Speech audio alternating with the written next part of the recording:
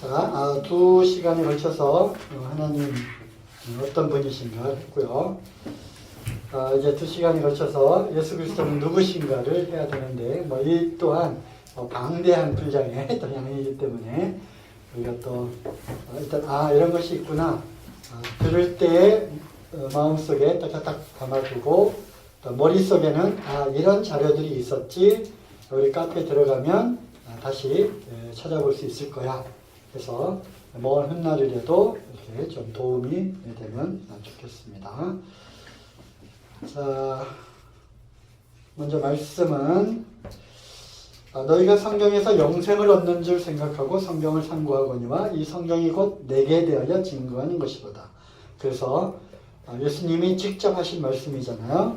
너희가 성경을 상고 읽고 묵상하고 연구하고 그러는데, 이 성경이 이 당시 즉 요한복음, 즉 예수님이 오셔서 활동하면서 제자들에게 해주신 그 말씀, 이 중에 성경은 결국 무슨 성경이죠?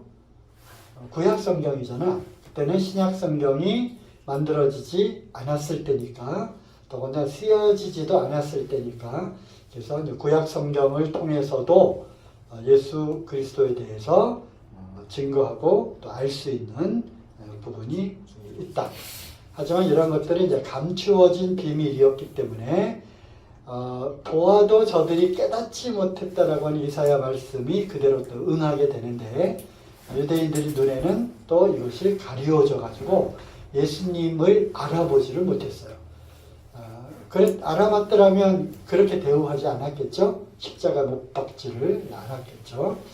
그래서 어쨌든 여기 말하는 성경은 구약 성경이에요. 그래서 구약 성경만 잘 본다 하더라도 그 안에 감춰져 있는 예수 그리스도를 우리가 알 수 있다. 또 에베소 3장 4절 말씀에 사도 바울이 에베소 성도들에게 쓴 편지잖아요. 이것을 읽으면 그리스도의 비밀을 내가 깨달은 것을 너희가 알 수 있으리라. 이것이 뭐냐면 편지잖아요. 그렇죠? 서신서, 즉 신약 성경의 그 사도 바울의 편지를 통해서 이거를 잘 살펴보면 이제 내가 깨달은 것. 사도 바울은 실제로 예수님을 만났잖아요. 그죠? 그 교회를 막 핍박하고 또 제사장의 그런 공문을 받아가지고, 공문을 받았다는 얘기는 고난을 위임받았어요. 그래서 기독교인들 이단, 기독교 이단들을 막 잡아서 막 가두는 그러한 고난을 갖고, 이제 예루살렘뿐만 아니라 유다, 사마리아, 이제 저 멀리 다마스커스라고 하는 시리아의 수도 다메섹으로 가는 길 와중에 이제 하늘에서 음성이 소리가 나고 빛 가운데 계신 예수님을 만났잖아요. 사울아 사울아 네가 왜 나를 핍박하느냐? 주여 누시니까 나는 네가 핍박하는 예수다. 직접 예수님이, 부활하신 그 예수님이 음성으로 쫙 이제 빛 가운데서 말씀하시면서 사도 바울이 꼬꾸라진 거야. 거기서 야, 내가 핍박하던 그 교회, 내가 핍박하던 그리스도인들이 곧 예수 믿는 사람들, 즉 예수님이 진짜였구나. 그리고 그 예수님이 내가 그토록 율법을 배우고 성경을 가말리엘이라고 하는 아주 탁월한 이제 성경 교사가 있었어요. 그래서 그 가말리엘 문화생 중에서도 아주 우등생이었는데, 거기서 배우고 구약 성경을 통달했던 그 사도 바울이 순간적으로 쫙 구약의 그것이 주마등처럼, 이건 내가 좀 덧붙인 거야. 싹 스치고 지나가면서 그렇구나. 그 구약에 그 숨겨져 있었던 메시아, 그리스도, 그분이 바로 예수님 이분이었구나라는 것을 알고, 거기서 이제 180도 그의 삶이 변하게 된 거죠. 그 사도 바울이 이제 편지를 쓰는 거야, 에베소에. 내가 깨달은 것 쭉 편지를 쓰는데, 이 편지를 읽으면 너희도 내가 무엇을 깨달았는지, 그리스도의 비밀을 어떻게 깨달았는지, 또 그리스도의 비밀인 이 교회의 그 비밀도 내가 어떻게 이것을 깨닫고 있는지를 너희도 알 수 있겠다. 그래서 성경을 읽으면 예수님이 누구신지를 우리는 분명히 알 수 있다. 마태복음 16장 15절 16절 이제 가이사랴 빌립보라고 하는 그 지방이 있었어요. 거기에 이제 제자들하고 같이 예수님이 딱 갔는데 거기서 예수님이 이런 질문을 하잖아요. 사람들이 인자를 즉 나를 누구라 하느냐. 그러니까 어떤 제자는 사람들이 세례 요한이라고 합니다. 어떤 사람은 엘리야처럼 기적을 일으키니까 엘리야라고 합니다. 아니 어떤 사람은 예레미야가 다시 환생해서 온 거 아닌가라고 예레미야 선지자가 다시 왔다고 그렇게 말합니다. 왜냐하면 예레미야는 눈물의 선지자였거든요. 그래서 이스라엘 백성들을 향해서 막 눈물로 호소를 한 거예요. 곧 너희들이 망한다. 곧 망한다. 바벨론에 의해서 망한다. 그러니까 다시 회개하고 우상을 버리고 하나님께 돌아오라 이렇게 눈물로 호소를 했던 선지자가 예레미야였잖아. 예수님이 막 호소했잖아요. 회개하라 천국이 가까우니라. 암탉이 날개 품 안에 너희들 이스라엘을 품으려고 그렇게 했는데 너희들이 오기를 거절했구나 하고 막 눈물로 호소를 했어요. 그래서 어떤 사람은 예레미야라고도 하더이다. 그래 그러면 너희는 나를 누구라느냐. 제자들아 너희가 이제 예수님 기적도 보고 예수님 막 따라다녔잖아.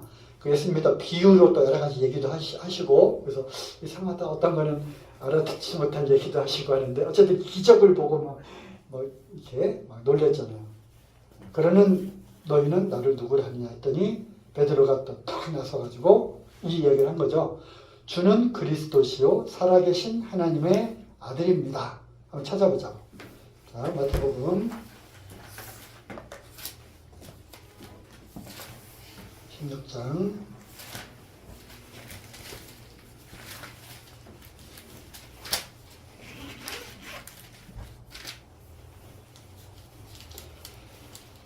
자, 13절부터 이제 쭉 나오죠. 사람들이 인자를 누구라 하느냐 쭉 얘기를 하는데 15절 너희는 나를 누구라 하냐 시몬 베드로가 대답하여 주는 그리스도시요 살아계신 하나님의 아들이시니이다 했더니 예수께서 대답하여 가라사대 바요나 시몬아 베드로의 이름이죠.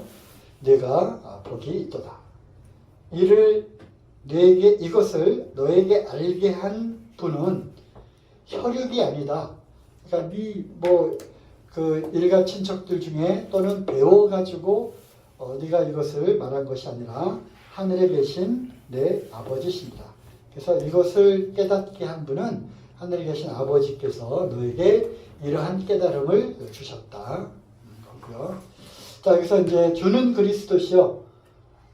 그래서 주는 이제 보통 일반 명사로 쓸 때는 어떤 그 마스터, 주인님 부를 때 그 주로 사용을 되고 있고 특별히 여기 있는 것처럼 주는 여기 없네. 다음에 나오는데 그리스도시요. 그러니까 선생님은 여기서는 그렇게 표현을 한 거야. 그리스도시요 살아계신 하나님의 아들이십니다. 그리스도라고 하는 것은 크리스토스라고 하는 헬라어인데 기름 부음을 받은 자라는 뜻이고요. 구약에서 하나님이 기름 부음을 주라. 기름 부음을 통해서 거룩하게 구별된 자로 이제 섬기도록 해라. 라고 한 세 계층이 있어요. 아무나 기름 부음 붓는 게 아니라 제사장, 선지자, 왕은 기름을 부었어요. 선지자, 제사장도 그 율법에 의해서 기름을 쭉 이렇게 붓도록 그렇게 했고요. 왕 사울도 기름을 부었고 다윗도 기름을 부었잖아요.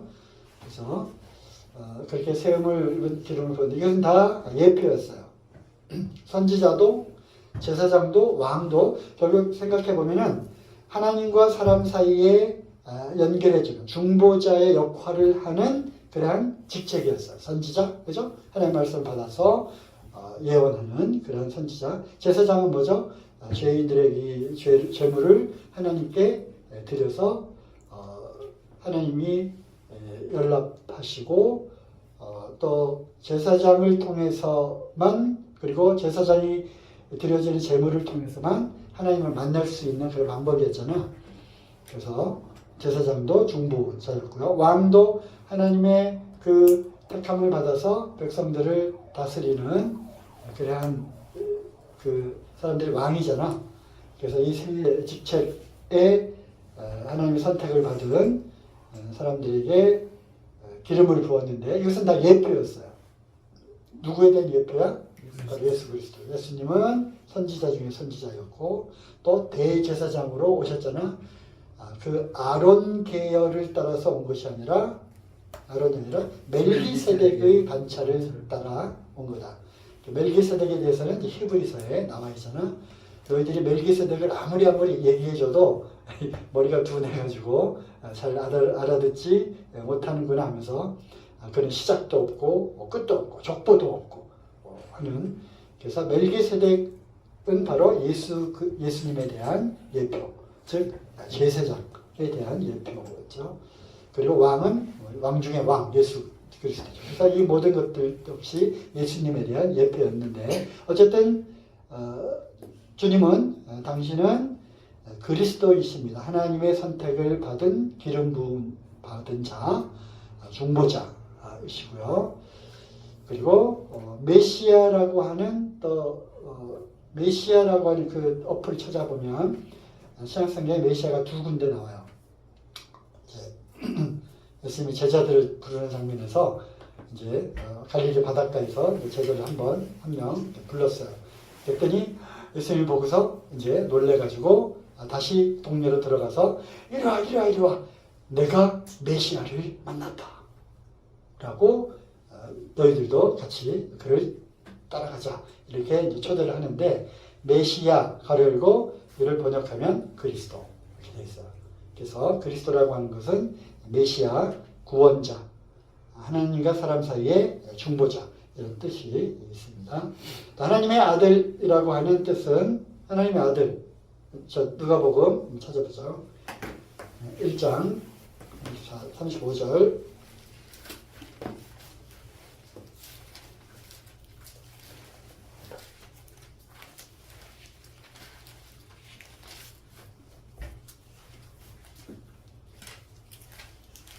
자, 34절부터 마리아가 천사에게 말하되 나는 사내 즉 남자를 알지 못하니 어찌 이 일이 있으리이까? 천사가 대답하여 가로되 성령이 내게 임하시고, 성령으로 잉태하는 거죠. 지극히 높으신 이의 능력이 너를 덮을 것인데 이러므로 나실 바 거룩한 자는 하나님의 아들이라 일컬으리라. 그래서 성령으로 잉태된 그 하나님이 이제 이 땅에 오시는, 그래서 그분을 하나님의 아들이라 일컬으리라. 그래서 예수님은 하나님의 아들인 거죠. 그래서 하나님의 아들은 인간의 모습으로 이 땅에 오신 하나님, 그분을 우리는 하나님의 아들이라고 부르는 거예요. 네? 하나님의 아들. 그리고 아버지와 아들의 관계를 통해서 우리 사람들에게 아버지가 아들을 낳잖아. 그죠? 어머니의 그 자궁을 빌어서. 그죠? 그리고 그래서 이제 아버지와 아들은 하나다라는 말씀을 또 하신 거고, 아버지와 아들의 관계를 통해서 하나님으로부터 보내심을 입은 자의 그러한 개념을 우리에게 주신 거예요. 그리고 우리가 거듭날 때 예수 그리스도를 영접하는 자, 꼭 그 이름 믿는 자들 하나님의 자녀가 되는 권세를 주셨잖아요. 하나님의 자녀, 즉 아버지와 아들의 이런 관계를 통해서 하나님께서 우리를 낳으셨다라고 하는 이런 관계를 표현하기 위해서 아버지와 아들의 그러한 용어를 사용을 한 거죠. 그래서 하나님의 아들은 육신을 입고 사람의 형체로 이 땅에 오신 하나님이라고 하는 뜻이고요. 그래서 이제 당시 유대 종교 지도자들은 예수님이 하나님의 아들이라고 하는 표현은 바로 내가 하나님이다라고 하는 그런 표현과 같은 거거든요. 도저히 이해할 수 없었어요. 그것은 아주 큰 신성 모독이었죠. 내가 신성 모독적인 그런 표현을 지금 이제 뭐 예를 들어서 이제 뭐 좀 해볼까 하는데, 강아지는 누구로부터 나오는 거죠? 강아지? 개로부터 나오는 거지. 그래서 개는 강아지로부터, 강아지는 개로부터 나오는 거예요. 그래서 강아지는 개의 아들이죠. 개잖아. 그렇죠. 말은 또 망아지, 소는 송아지 이렇게 우리가 붙이잖아요. 그로부터 나온. 그래서 하나님의, 잘 생각해봐. 하나님의 아들이라고 하는 표현은 결국 뭐다? 하나님이다 라는 표현인 거예요. 그죠? 그래서 그 당시 유대 종교인들은 내가 하나님의 아들이라고 하는 이 표현 자체가 결국 뭐냐? 하나님이라고 하는 표현과 똑같다는 거예요. 그래서 다른 걸로는 이제 이제 다른 걸로는 증거를 잡기가 굉장히 어려웠지만, 사람으로서 어찌 감히 자신을 하나님이라고 말할 수 있느냐 하면서 예수님을 십자가에 못 박으라고 한 결정적인 말이 된 것이 바로 이 표현이죠. 어쨌든 그리스도는, 주는 그리스도시요 살아계신 하나님의 아들이십니다. 자, 요한복음 또 한번 보죠. 잘 아시는 말씀인데, 우리가 성경에서 누구를 상고한다고요? 예수 그리스도를 상고하니까 성경에서는 어떻게 예수님에 대해서 말씀하고 있는지를 우리가 한번 볼게요. 태초에 말씀이 계시니라. 이 말씀이 하나님과 함께 계셨으니 이 말씀은 곧 하나님이시라. 그래서 태초부터 계신 말씀이고요. 예수님이. 그리고 말씀이 곧 하나님이신 분으로 오신 거고, 그가 태초에 하나님과 함께 계셨고 만물이 그로 말미암아 지은 바 되었으니 지은 것이 하나도 그가 없이는 된 것이 없느니라. 그래서 만물이 그로 말미암아 지은 바 된 창조주. 그렇죠? 그 안에 생명이 있었으니, 그래서 생명이라고 또 표현이 됐고, 이 생명은 사람들의 빛이라. 빛이 어둠에 비치되 어둠이 깨닫지 못하더라. 하나님께로부터 보내심을 받은 사람이 났으니 이름은 요한이라. 저가 증거하러 왔으니 곧 빛이 되어 증거하고 모든 사람으로 자기를 인하여 믿게 하려 함이라. 그는 이 빛이 아니요 이 빛에 대하여 증거하러 온 자라. 참빛 곧 세상에 와서 각 사람에게 비치는 빛이 있었나니, 바로 이제 빛이라고 또 표현하시고, 그가 세상에 계셨으며 세상은 그로 말미암아 지은 바 되었을 때 세상이 그를 알지 못하였고, 그래서 창조하신 분, 자기 땅에 오면 자기 백성 영접지 아니었으나 영접하는 자고 그 이름을 믿는 자들에게는 하나님의 자녀가 된 권세를 주셨으니 이는 혈통으로나 육정으로나 사람의 뜻으로 나지 아니하고 오직 하나님께로서 난 자들이라. 말씀이 육신이 되어 우리 가운데 거하시네. 즉 말씀이 육신이 되어 오신 분, 우리가 그 영광을 보니 아버지의 독생자의 영광이요 은혜와 진리가 충만하다. 아버지의 독생자. 그리고 18절, 본래 하나님을 본 사람이 없을 때 아버지 품속에 있는 독생하신 하나님이 나타내셨느니라. 이 놀랍죠. 요한복음 1장에만 해도 벌써 이와 같이 예수 그리스도가 누구신지를 쭉 설명을 한 거예요. 이것만 잘 봐도 예수 그리스도 그분이 누구신가를 우리는 말할 수 있어야 되겠다. 예수님이 누구야? 이렇게 얘기하면 되는 거예요. 태초에 말씀하신 분, 말씀이 육신이 되어 이 땅에 오신 분, 이 세상을 창조하신 창조주, 생명 그 자체, 빛이신 분, 이렇게 우리가 설명할 수 있어야 되겠죠? 그죠? 네. 자, 임마누엘, 우리 가운데 거하시는 분입니다. 마태복음 1장 23절에 보면 한번 찾아볼까요? 이것도? 예수님의 그 이름이 두 종류의 이름이 있어요. 두 이름이. 하나는 예수, 하나는 임마누엘. 1장 23절. 보라 처녀가 잉태하여 아들을 낳을 것이요 그 이름은 임마누엘이라 하리라. 그래서 임마누엘이라고 하는 뜻이 이제 잘 모르잖아. 이를 번역한즉 하나님이 우리와 함께 계시다 함이라. 그래서 임마누엘, 엘은 하나님이라고 하는 뜻이잖아요. 엘. 성경에 나오는 엘, 엘리 라마 사막다니, 엘리 나의 하나님, 나의 하나님, 하나님이라는 뜻이에요. 그렇죠? 엘리야, 엘리야, 다니엘. 엘이 굉장히 많잖아요. 엘은 하나님. 그래서 임마누, 하나님이 우리와 함께 거하신다. 그래서 우리와 함께 거하시는 하나님, 그리고 그 하나님은 하나님을 본 사람이 없어. 하나님이 영이시기 때문에 볼 수가 없어요. 그 영이신 하나님이 이제 눈에 보이는 형체로 오셨잖아. 그 형체가 누구야? 사람의 모양을 오신 거죠. 왜? 사람을 구원하기 위해서. 하나님의 형상대로 지음받은 사람. 자, 또 찾아봅시다. 로마서 1장 3절에서 5절.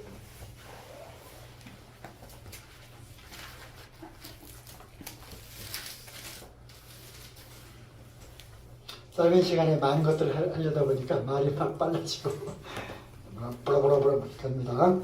자, 로마서 1장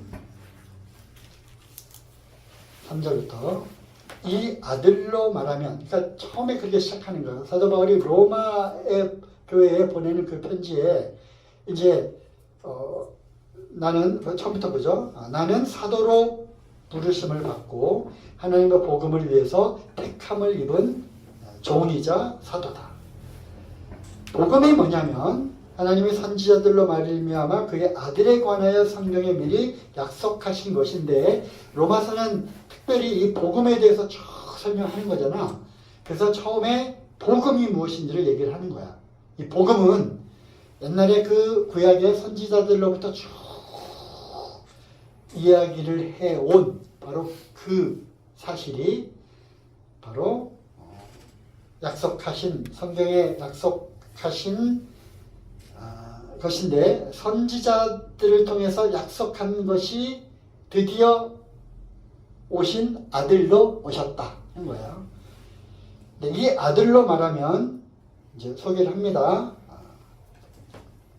육신으로는 다윗의 혈통에서 나셨고, 그래서 첫 번째 선지자를 통하여 약속되신 분, 두 번째 육체로 다윗의 혈통에서 나신 분, 다윗의 자손이에요.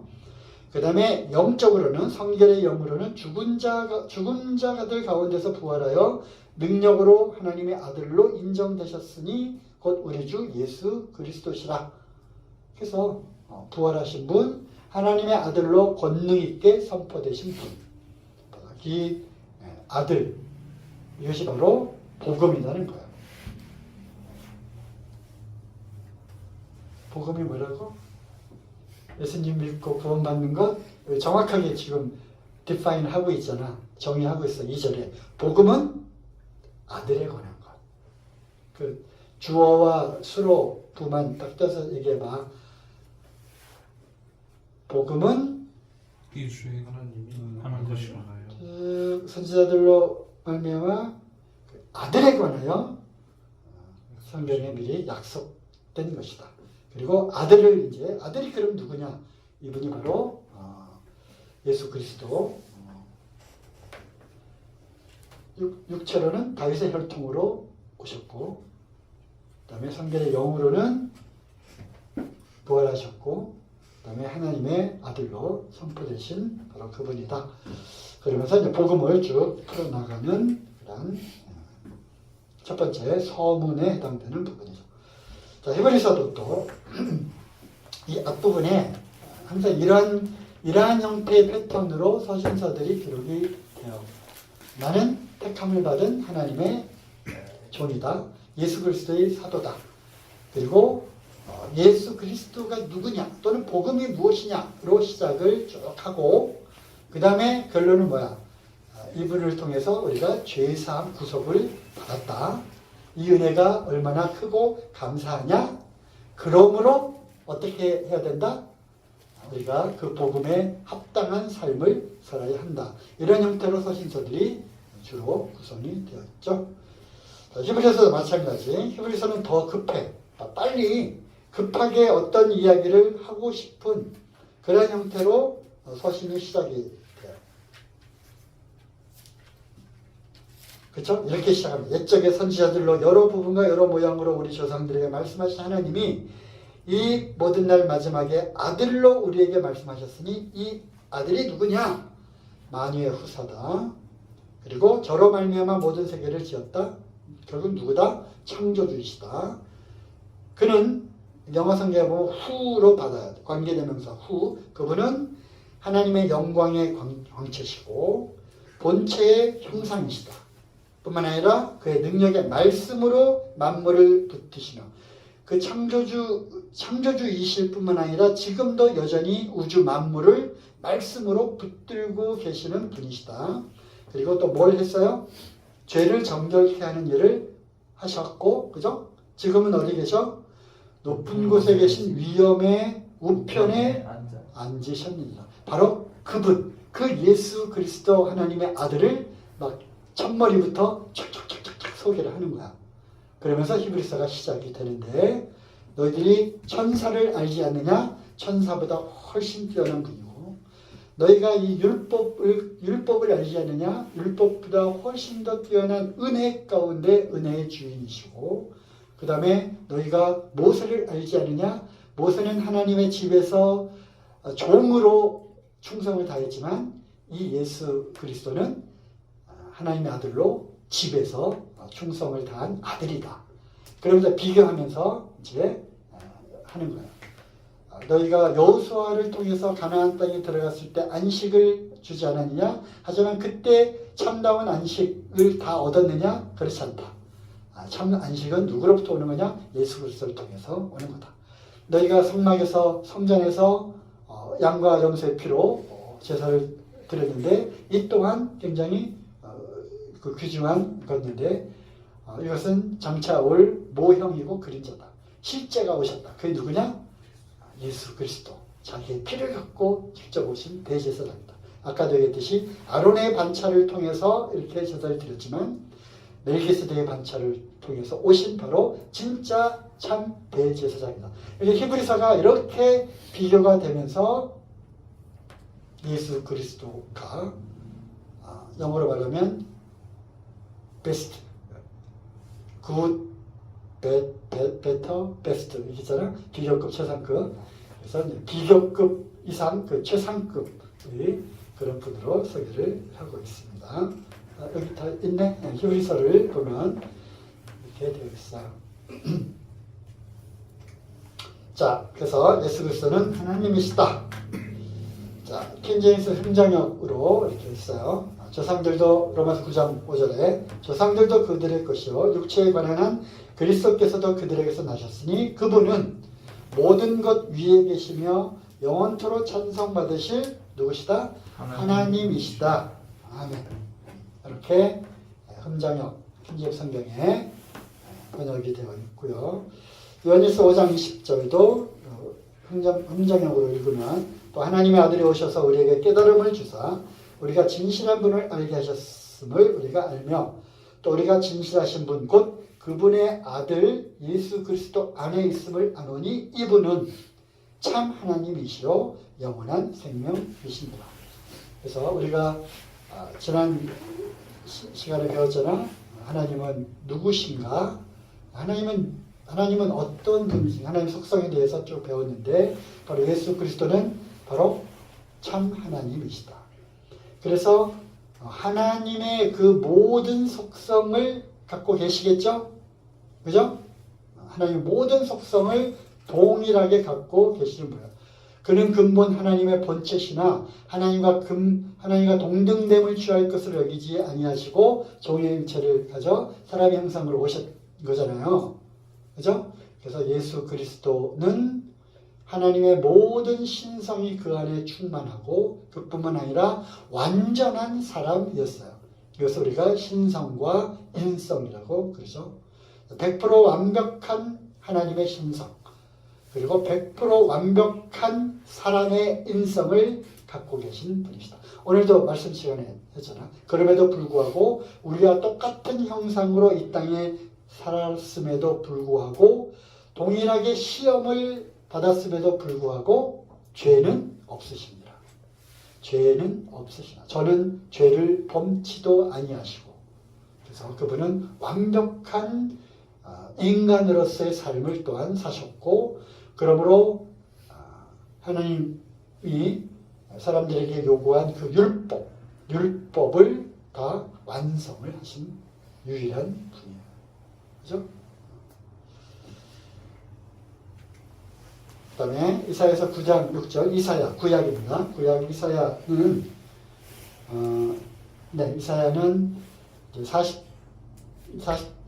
39장까지 그리고 40장 이후 이제 두 부분으로 크게 이제 구별이 되는데 이사야서의 큰 그 주제는 뭐냐? 종으로 오시는 메시아야. 종으로 오시는 메시아. 그래서 우리가 잘 알고 있는 이사야서 53장 잘 알고 있잖아. 그죠? 이사야서 53장 뭐야? 그가 찔림은 우리의 허물을 인하며 그 상함은 우리의 죄악을 인하며 그 말씀이잖아. 바로 그가 누구야? 예수 그리스도시잖아.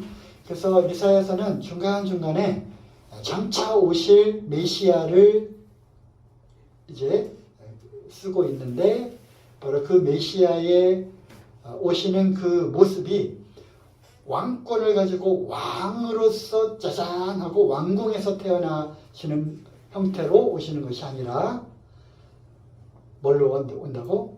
종의 형체로 오셔서 고난받고 핍박받고 또 우리의 죄를 짊어질 그 형상으로 묘사가 되었어요.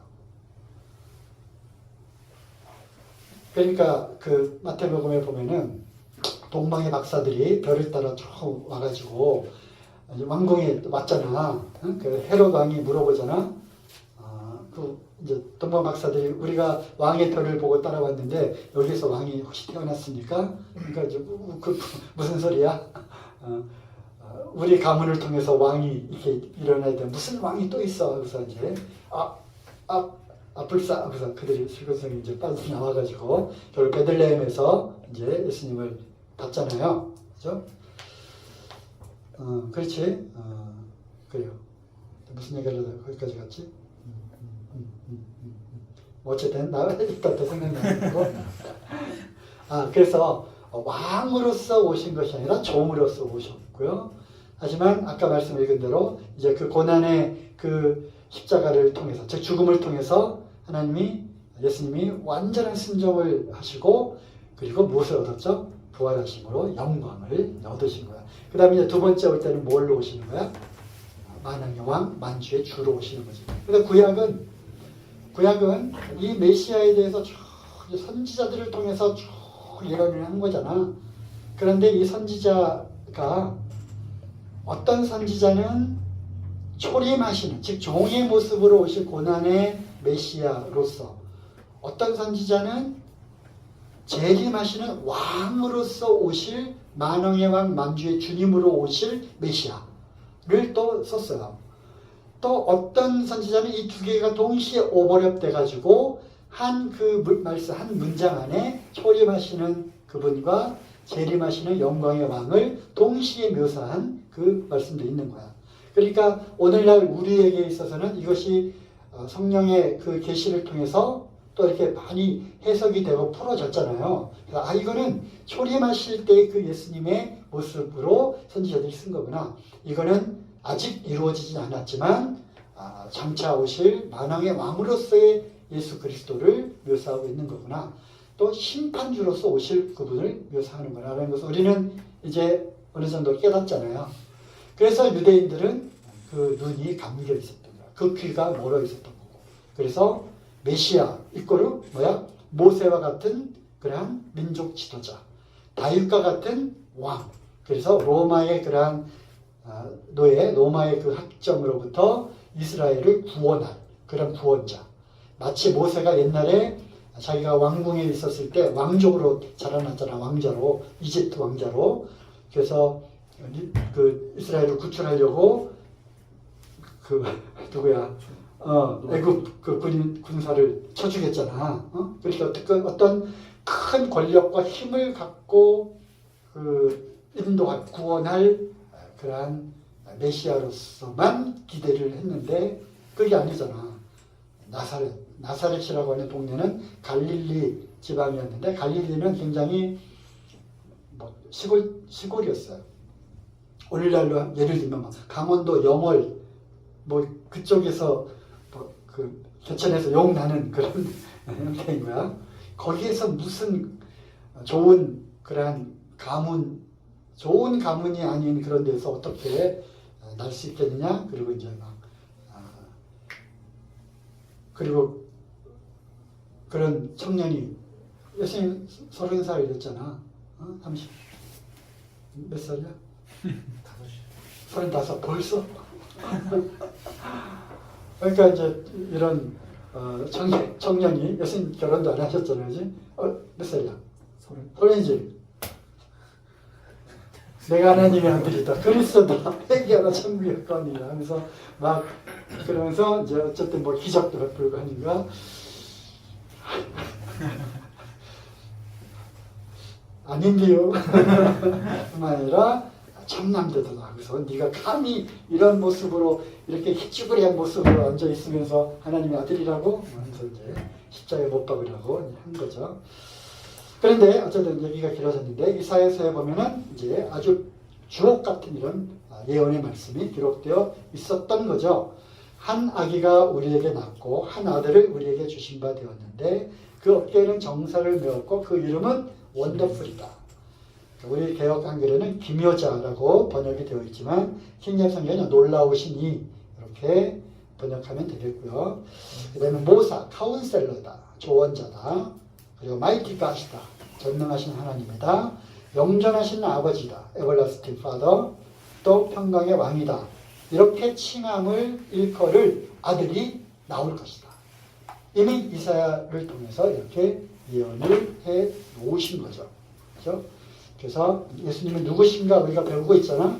예수님은 전능하신 하나님이시고 또 영존하시는 아버지라는 거야. 어떻게 아들이 아버지가 될 수 있지? 우리는 이 미묘한 삼위일체 이 하나님을 있는 그대로 그냥 받아들여야 돼. 인간 세상의 그러한 관점과 내가 오늘 얘기했잖아. 시간과 공간의 개념이 우리에게는 그 안에 갇혀 있기 때문에 예수님이 동시에 여기도 계시고 하나님이 여기도 계시고 동시에 저기에도 계시다고 하는 개념을 우리는 잘 이해를 못 하잖아요. 그죠? 그런 것처럼 어떻게 아들이 아버지고 이런 거를 우리는 아버지는 아버지고 아들은 아들인데 이 둘이 어떻게 하나가 될 수 있느냐?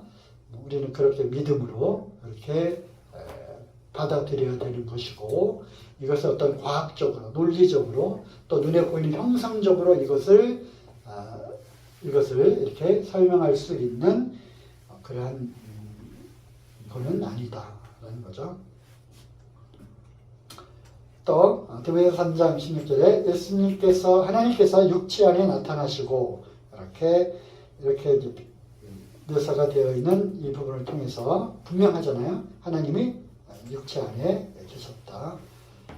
육체로 나타나셨다. 넘어 20장 28절에 예수님이 부활하셨어요. 제자들이 모여있는 곳에 와서 너에게 평안이 있을지어다 했더니 와 그들이 놀랐잖아요. 그죠? 그래서 도마는 그 자리에 없었잖아. 나머지 제자들이 다시 도마한테 야 우리가 예수님 봤어. 예수님 진짜 부활하셨어. 말씀 그대로야. 했더니 도마가 웃기는 소리 하지 마. 헛개비를 봤다. 유령을 봤다. 내가 직접 부활하신 그 예수님의 손가락에 거기다가 청자국에다가 구멍 뚫린 그 자리에다가 손가락을 넣어보지 않고서는 믿지 않겠다. 했더니 다시 예수님이 도마가 포함된 그 제자들이 모여있는 곳에 다시 나타나셨어요. 그리고서 도마야 내가 본보로 믿느냐 보지 않고 믿는 자가 복이 있도다 하면서 이것을 손가락을 넣어라 했을 때 도마가 거기서 완전히 뒤집어진 거지. 그렇구나 하면서 곧바로 이런 고백을 하는 거예요. 도마가 대답하여 그러되 나의 주시며 나의 하나님 맞습니다 하고서 그 앞에 엎드린 거예요. 이 고백 나의 주님. 그래서 헬러는 여러 그 표현들이 있는데 그중에 여기 특별히 도마가 사용한 이 주는 퀴리오스라고 하는 단어예요. 그냥 노예가 자기 종이 자기 주인한테 주인님 하는 그 뜻도 주라고 하는 단어에 있지만 여기서 사용한 이 주는 바로 하나님을 뜻하는 그런 단어로서 사용이 되었다. 우리가 야훼 배웠잖아요. 그래서 히브리어 그 대문자, 히브리어 그 자음 네 글자 아무도 정확하게 읽을 사람이 없고 그냥 야훼라고 읽자라고 해서 한 그것. 이것을 대신하는 단어가 바로 퀴리오스고요. 그리고 하나님을 부르는 호칭인 아도나이의 또 번역 단어로 그렇게 사용이 된 큐리오스. 나의 큐리오스시며 마이 갓이다. 이렇게 표현한 거죠. 영어로는 이렇게 되어 있지만. 그래서 도마의 고백을 통해서 도마가 직접 경험했잖아. 3년 반 동안 따라다니면서. 그리고 긴가민가 했었고. 근데 어느 날 예루살렘에 입성해서 자기도 이제 한 자리 차지하려나 보다 라고 했더니 웬걸 죽으셨잖아. 잡혀가지고 처형당하고. 그래서 이제 우리는 이제 끝났다 했지만 마지막으로 어쨌든 두려워가지고 숨어 지내고 있었는데 예수님이 부활하셔서 쫙 나타났을 때 죽은 자들 가운데서 3일 만에 부활하리라. 이 성전을 헐라. 내가 3일 만에 일으키리라. 한 그 말씀이 오버랩되면서 다 생각이 나는 거야. 십자가에 죽겠지만 다시 살아날 거다라고 했던 그 말씀이 바로 이거였구나라는 것을 깨닫는 순간 주님이시여, 큐리오스, 하나님이시여, 나의 하나님 맞습니다. 나의 주인이십니다. 이렇게 고백을 한 거죠.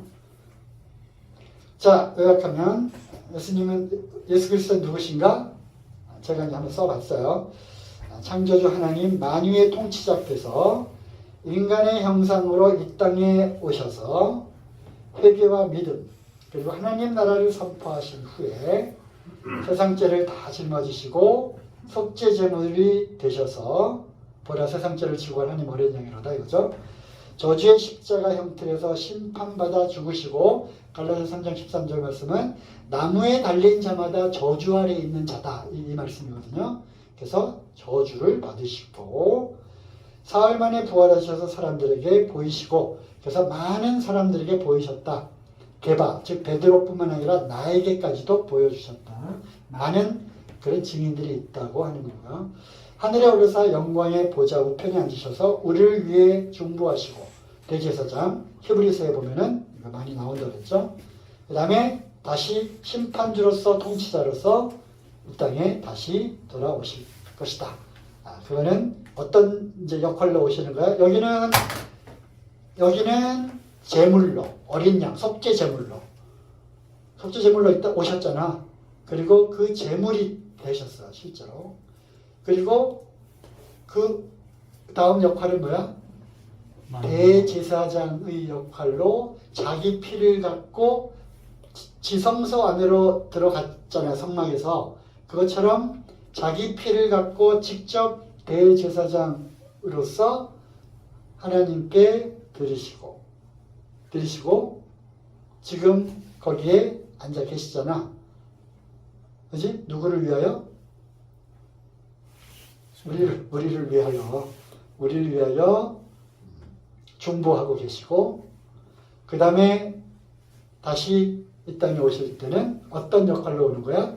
만왕의 왕 만주의 주인으로 이제 오시는 거예요. 자, 계시록, 요한계시록 5장 9절 새 노래를 노래하여 가지고 책을 가지시고 그 인봉을 떼기에 합당하시도다. 일찍 죽음을 당하사 각 족속과 방언과 백성과 나라 가운데서 사람들을 피로 사서 하나님께 드리시고 그죠?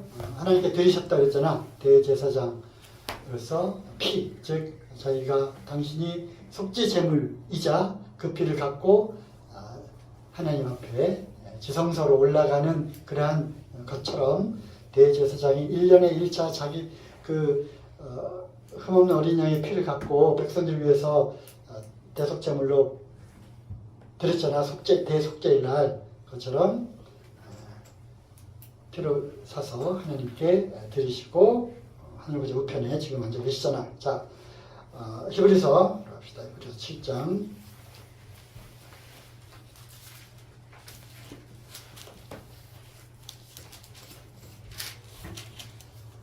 자, 7장은 멜기세덱에 관한 얘기죠. 멜기세덱은 창세기에 나오는 아브라함과 롯이 있었잖아요. 그러니까 롯이 잡혀갔고 아브라함이 롯을 구출하기 위해서 갔다가 그들을 물리치고 롯과 그 재물들을 다시 이제 찾아갖고 오는데 누가 마중 나와요? 멜기세덱이 마중 나오잖아.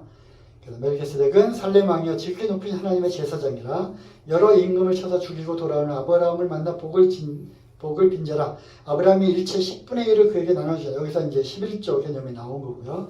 그 이름을 번역한즉 첫째 의의 왕이요 또 살렘 왕이니 곧 평강의 왕이요 아비도 없고 어미도 없고 족보도 없고 시작한 날도 없고 생명의 끝도 없어 하나님 아들과 방불하여 항상 제사장으로 있느니라. 이 어려운 말을 그들은 이해를 할 수가 없었잖아. 그죠?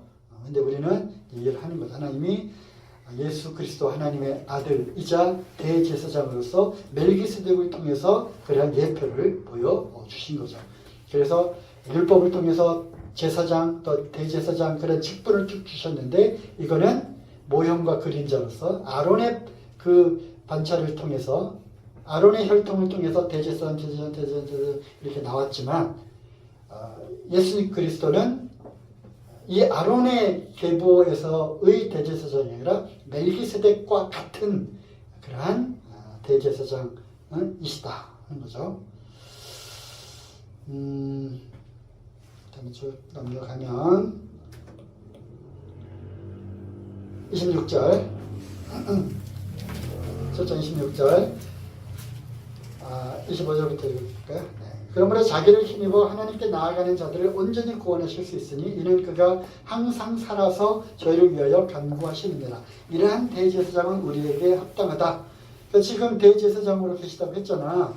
그지? 그렇잖아. 네.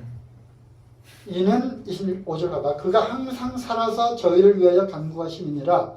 지금 살아 계셔서 대제사장으로서 하늘보좌 우편에 지금 계시잖아요. 거기에 뭐 하고 계시다고? 우리를 위하여 간구하고 계시는 거야. 간구. 우리를 위해서 계속 중보하는 거야. 그래서 대제사장이신 예수 그리스도로 인하여 우리의 모든 죄들이 그때그때 우리가 씻김을 받을 수가 있는 거고 또 그뿐만 아니라 그 자체로서 대제사장으로 있는 그 자체만으로도 참 비유적으로 보면 하나님의 눈에는 우리의 모든 죄가 다 사해져 있는 이미 심판이 다 끝난 그 증거로서 그 어떻게 보면 증인으로서 그 자리에 또 앉아 계시는 거예요. 그렇죠?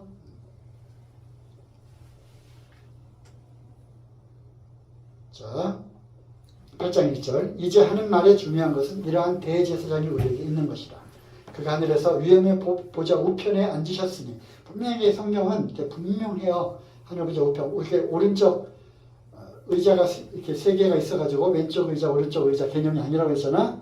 그 존귀와 위엄의 그 자리, 그 역할, 그 위치 거기에 계시다고 하니까 그 위엄을 갖고 계신 분이다.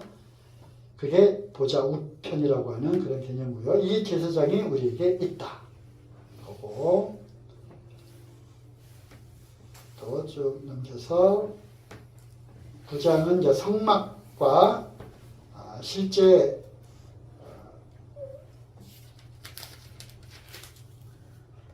오신 또 시간에 히브리서 7, 8, 90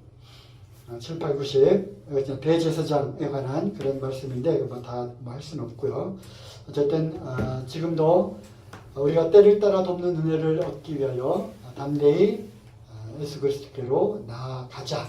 아마 이제 히브리서 4장에 좀 방송이 나가는 거라 정확해야 되니까 대충 얼버무리면 안 되잖아.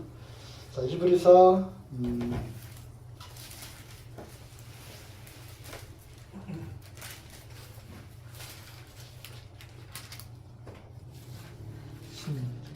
4장 14절 그러므로 우리에게 큰 대제사장이 있으니 승천하신 자 곧 하나님의 아들 예수시라. 야, 이 구구절절이 단어 하나하나가 이 참 큰 의미가 있는 거잖아. 그죠? 우리에게 대제사장이 있다. 큰 대제사장이 있다. 승천하신 자 곧 하나님의 아들 예수시라. 우리가 믿는 도리를 굳게 잡을 자다. 우리에게 있는 대제사장은 잘 들어봐요. 우리의 연약함을 체휼하지 아니하는 자가 아니요. 아까 얘기했듯이 우리의 연약함을 굉장히 불쌍히 여기신다는 뜻이야. 우리가 참 약해서 넘어지고 좀 죄를 범하고 막 이러한 상황들을 너무나도 불쌍하게 여기시는 분이신데 모든 일에 우리와 한결같이 시험을 받은 자로되 죄는 없으시니라. 그러니까 대제사장의 완벽한 자격이 있으시다는 거야. 그러므로 우리가 어떻게 해야 돼? 긍휼하심을 따라 때를 따라 돕는 은혜를 얻기 위하여 은하의 보좌 앞에 담대히 나아갈 것이니라. 주님, 저 오늘 또 넘어졌어요. 버티고 이기려고 했는데 실수했어. 실패했어. 너무 낙담되고 너무 슬퍼요. 주님, 저 연약함을 받아주세요. 이해해 주세요. 그리고 어떻게 하면 좋죠? 이렇게 우리의 연약함을 갖고 나아가는 거야. 왜? 은혜를 얻기 위하여. 은혜를 얻기 위하여 은혜의 보좌 앞에 담대히 나아갈 수 있는 그러한 절대적인 자격과 역할을 하고 계신 분이 우리에게 있다. 대제사장이 우리에게 있다. 그러므로 우리가 담대히 나아가는 거야. 담대히 나아가는 거야. 예수님, 어떻게 하면 좋아요? 잘못했어요. 용서해 주세요. 이렇게 나아가는 거죠. 그러면 떼끼놈 하고 혼내? 아니지? 그래, 잘했다. 솔직하게 고백해줘서 고맙구나.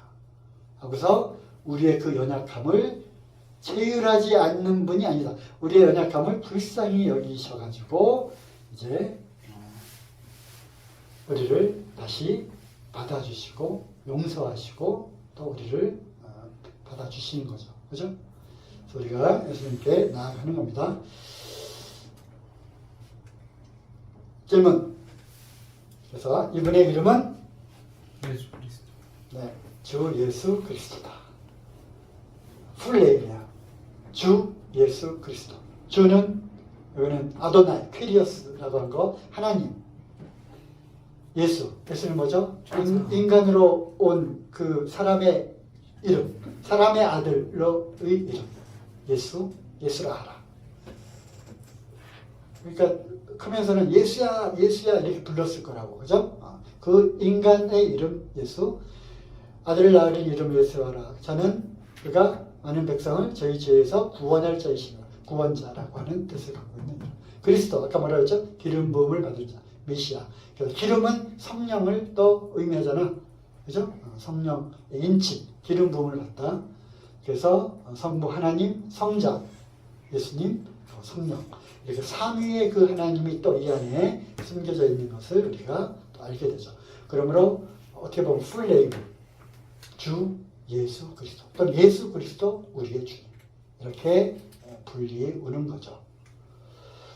그래서 2장 9절 11절 이러면 하나님의 그를 지극히 높여 모든 이름 위에 뛰어난 이름을 주사 하늘에 있는 자들, 땅에 있는 자들, 땅 아래에 있는 자들로 모든 무릎을 예수의 이름 앞에 꿇게 하시고 모든 이름을 예수 그리스도를 뭐라 시인하는 거야?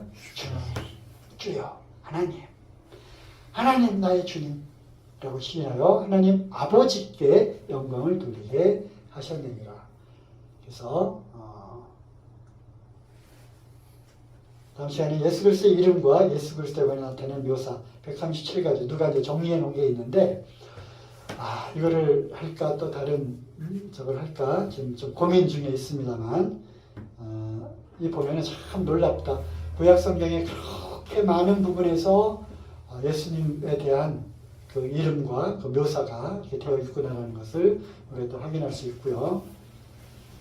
시간이 지금 거의 됐네. 이건 이제 시간이 남으면 좀 하려고 했었는데 참고로 알아둬요. 예수 그리스도의 구약의 예언이 어떻게 신약에서 성취가 되었는지. 예를 들면 성경대로 죽으시고 성경대로 살아나셨잖아. 바로 이 성경. 이게 바로 구약이라고 했죠. 그죠? 구약 성경에 여자의 후손으로 태어날 것.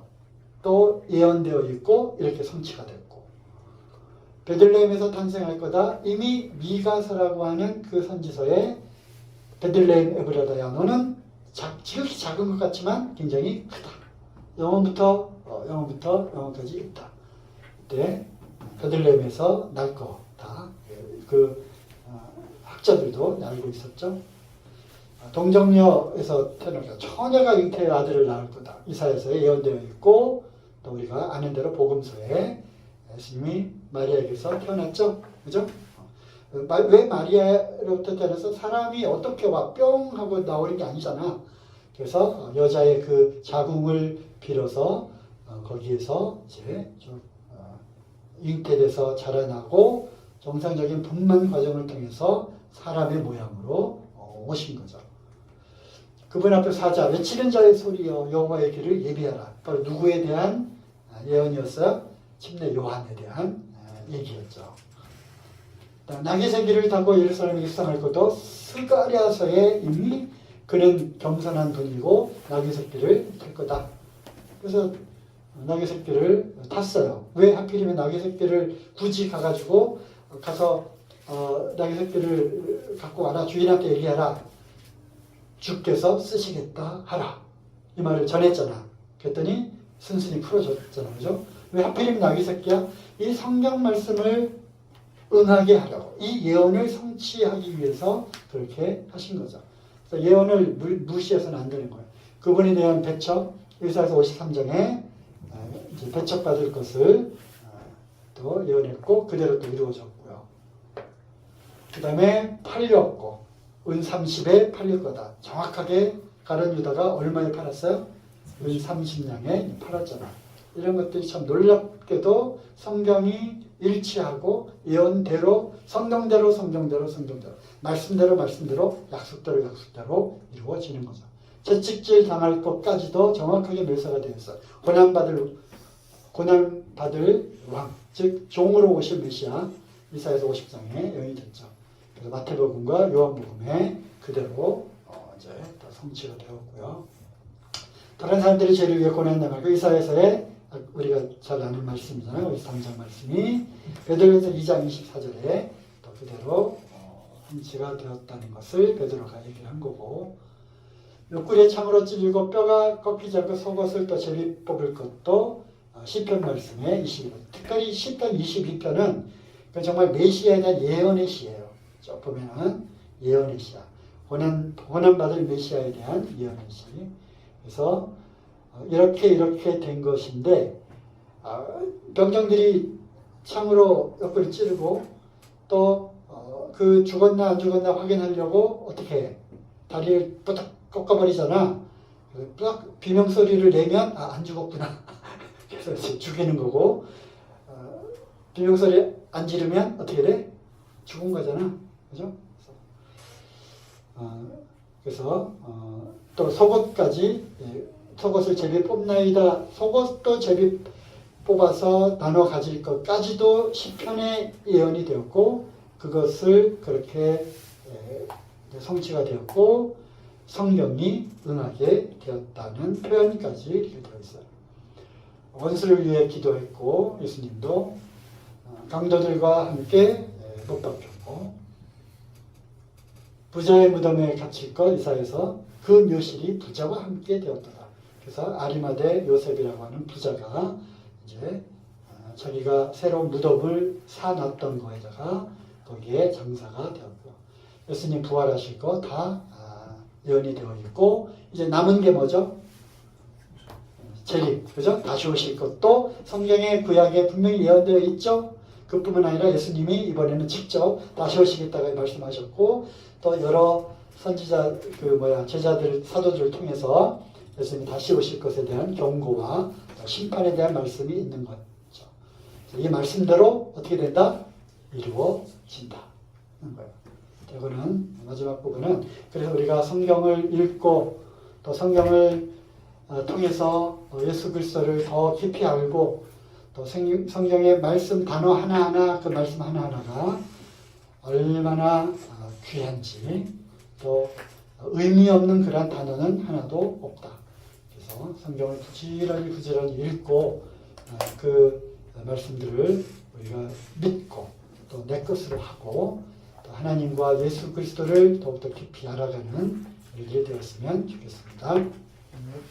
자, 기도하고 마칩니다.